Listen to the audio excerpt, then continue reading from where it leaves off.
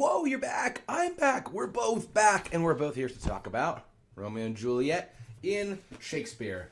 That's right. I've got the Norton Shakespeare, which is guiding us through, which is very helpful because it has a number of fantastic footnotes and annotations. You definitely want a copy with footnotes and annotations. There's lots of good ones out here.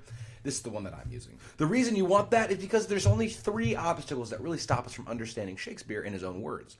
That is poetry, performance, prior knowledge. This was a play. I guess I did number 2 first. This is a play. As a result, people should be acting this out, and it's easier to follow when you have experienced actors doing so. Poetry. He speaks in a very poetic way, and sometimes he uses actual poetry as opposed to prose. And it's important to know when that comes up, because if you're reading poetry like prose, that's a recipe to be confused. And last of all, prior knowledge. Shakespeare knows more than us. And since he knows more than us, we need to hop on board. We need to catch up, which is okay, because so long as you have a good book and me, you should be able to do so. So let's hop into it. We are in Act 2, Scene 4 today. Act 2, Scene 5 for some people, because they break up Act 2 a little bit weird. It is the scene when the nurse comes back to Juliet. So Juliet is going to enter. The clock struck 9 when I did send the nurse. She sent the nurse out at 9 o'clock, as she had agreed with Romeo. In half an hour, she promised to return. Perchance she cannot meet him, Romeo. That's not so. Oh, she is lame.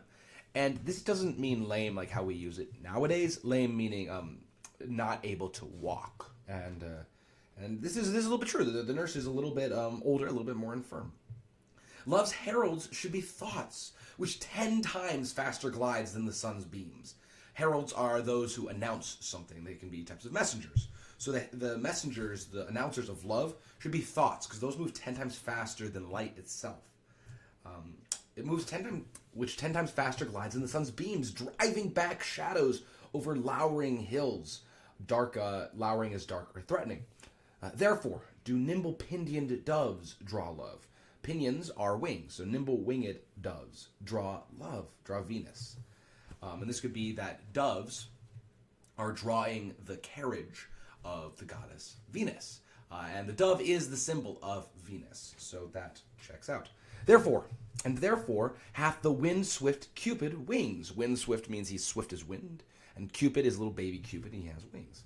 Now is the sun upon the highmost hill, meaning if we think of the sky as a hill, it's the highmost point, meaning it is noon. Upon the highmost hill of this day's journey, from 9 to 12 is 3 long hours, yet she has not come. Had she affections, passions, and warm, youthful blood, she would be as swift in motion as a ball. My words would bandy her to my sweet love. Bandy means volley as in tennis, and his to me. But old folks, many feign as they were dead. They act as they were dead, unwieldy, slow, heavy, and pale as lead. And that's true. As we get older, people tend to be a little, oh, my back. Oh, okay, yeah, I can't move. So you got a lot more energy than me. And Julia's complaining because, truly, the nurse has taken 2.5 extra hours. So I'm not really sure why. Enter nurse and Peter. Peter is the nurse's serving man. Oh, God, she comes. Oh, honey, nurse, what news? Hast thou met with him? Send thy man away. He says, Peter, stay at the gate. Peter leaves. Now, good, sweet nurse, O Lord, why lookest thou sad? Though news be sad, yet tell them merrily. Even if you have good news, tell it merrily. If good, thou shamest the music of sweet news by playing it to me with so sour a face. If the news is good, then you're shaming that sweet news, if it was music, because you're playing it as if it was an instrument with your sour face. Your face looks sad.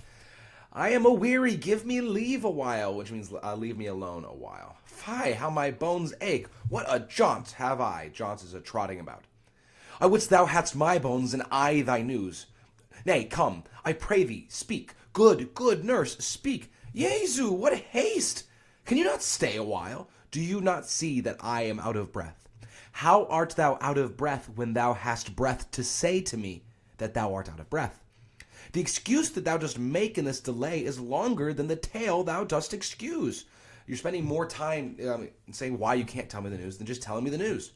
Is thy news good or bad? Answer to that. Say either, and I'll stay the circumstance. Circumstance, the full details. Let me be satisfied. Is it good or bad? Well, you have made a simple choice, which is simple means foolish. You know not how to choose a man. Romeo? No, not he. Though his face be better than any man's, yet his leg excels all man's, and for a hand and a foot and a body, though they be not to be talked on, mean worth mentioning, yet they are past compare. It's a little odd. How he says, you don't know how to pick a man. This Romeo guy, yeah, he's better looking than anyone, and his body is just rocking. They're past compare. He is not the flower of courtesy, but I'll warrant him as gentle as a lamb. So he's not the most courteous man, and that could be because he's hanging out with Mercutio, who gave the nurse a terrible time. But he is gentle as a lamb, and this could be very much gentle, being how we think of gentle, very soft and tender. But also remember, gentlemen are nobility, so he's very noble as well. Go thy ways, wench, serve God. Means off you go, do what you will do. Wench, serve God. What, have you dined at home? No. But all this did I know before, that he's so handsome. What says he of our marriage? What of that? Lord, how my head aches. What a head have I. It beats as it would fall in 20 pieces. Meaning there's that thrumming, that beating of a headache, as it's going to break apart into 20 pieces. My back! To other side!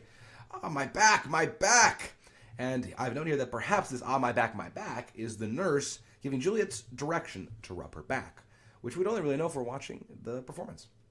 Beshrew your heart for sending me about to catch my death, with jouncing up and down. And beshrew means it's a curse, it's a mild oath.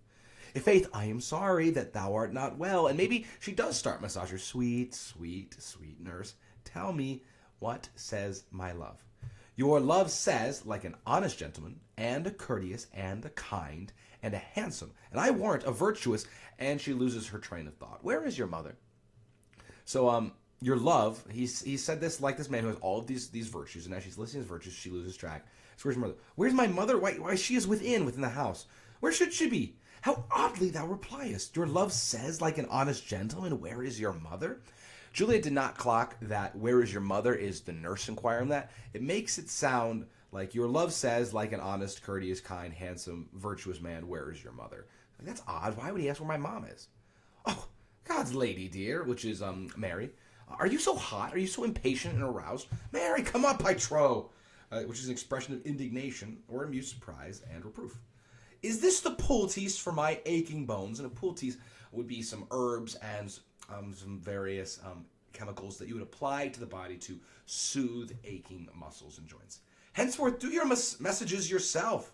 Here's such a coil, here's such a to-do. Come, what says Romeo? This entire scene is just Juliet trying to get information, and the nurse complaining about how much of a to-do this has been, how arduous and laborious this has been. I'm just aching all over. The nurse is the best friend of a rom-com that's very silly and ditzy and fun. So she is, what say Romeo? Have you got leave to go to shrift today? And remember, shrift is confession. I do have permission to go to confess today. Then hurry, you hence to Friar Lawrence's cell.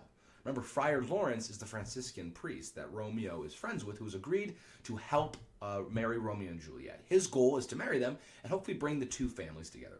So hurry you to Friar Lawrence's cell. There stays a husband to make you a wife. There a husband stays, a would-be husband is waiting to make you a wife by marrying him. Now comes the wanton blood up in your cheek. That wanton means fickle or lustful blood. So she hears this and she starts getting red. Maybe she's embarrassed, but maybe she's really excited. Maybe she's lustful. They'll be in scarlet straight at any news. They'll turn, your cheeks will blush immediately at any news. Hie you to church. I must another way to fetch a ladder by the which your love must climb a bird's nest soon when it is dark.